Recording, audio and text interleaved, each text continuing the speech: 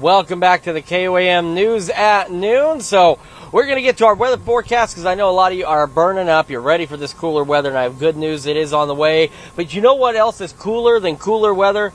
The Lamar Free Fair. Right? Absolutely. Cheers to Lamar Free Fair. Absolutely. Lots of water being consumed this week. Indefinitely so, and much needed. So Kim Sullivan joining us this afternoon. Yes. So Kim, welcome first off to the show. Thank you for having me. This is fun. We, of course, right now it's still early. We don't have anybody out yet, but that's about to change. What can people expect this evening? Well, you know, the rides open at 6, so be ready for that. But before then, if you want to come, there's lots of civic groups that they have food booths here. You can eat a nice dinner. There is displays at Memorial Hall, which has air conditioning, and also Theobald Auditorium. So there's just something for everyone at the Lamar Free Fair. So, yeah.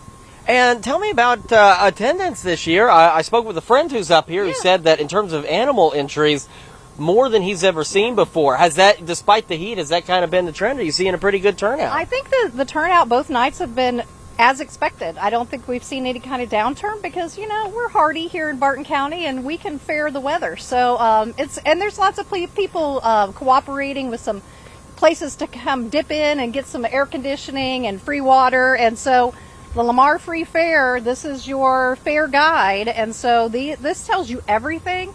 Car shows at Memorial Park. There's a fun run Saturday morning. There's just a lot going on for everybody.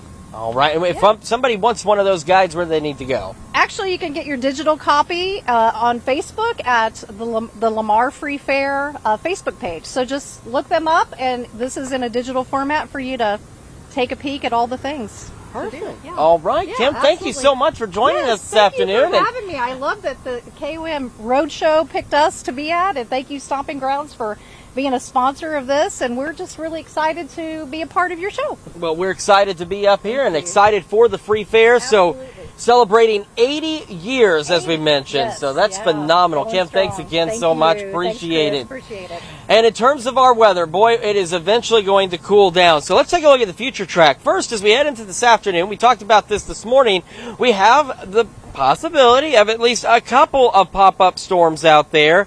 And as we head further into the evening, again, a few stray pop-up storms, so not rain everywhere all at once, unfortunately, but some activity out there. And then we're going to be watching thunderstorm activity out to our northwest with a cold front that's going to be coming in, and that's going to determine, take a look at 5 o'clock tomorrow morning. We've got a few more widespread showers and thunderstorms out there, much needed rainfall. And if the rainfall happens the way the future track shows in the morning, instead of making it as high as 95 tomorrow, we may just make it into the lower 90s for the most part.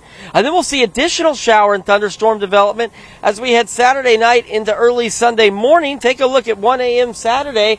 And the even better news is we're not anticipating at this point any severe weather with any of this activity. And we could see additional storm development as we go late into Sunday. Let's take a quick look around the area. MoDOT camera 32nd and range line, plentiful sunshine. Same from the MoDOT camera at US 6059 in Neosho. Our camera at KOAM showing clear skies. A few clouds out there, but not many. And from the KDOT camera at 69 and East 520th Avenue south of Pittsburgh. Again, plentiful sunshine. We talked about the temperatures earlier. They are already warming up rather quickly. And unfortunately, one of the things about being remote in the field is internet reliability isn't always the greatest. So I'm not sure what you folks are seeing at home. Unfortunately, I've lost my internet connection out here, but let me just tell you about the rest of the week ahead for our 7-day forecast. So again, we're looking low to mid 90s tomorrow. Still could be a bit on the muggy side out there. And we are otherwise, once we get into Sunday, we're talking upper 80s. I don't know what I can't tell. Ty's out here. Ty, do you know if they're seeing the weather graphics or forget it. It's going to be great next week. We're going to go into the low to mid 80s as we kick in the Monday and the first half of next week.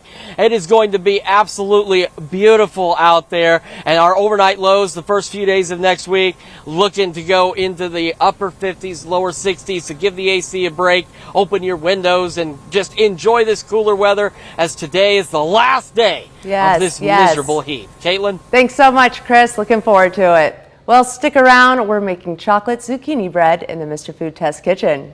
We'll be right back.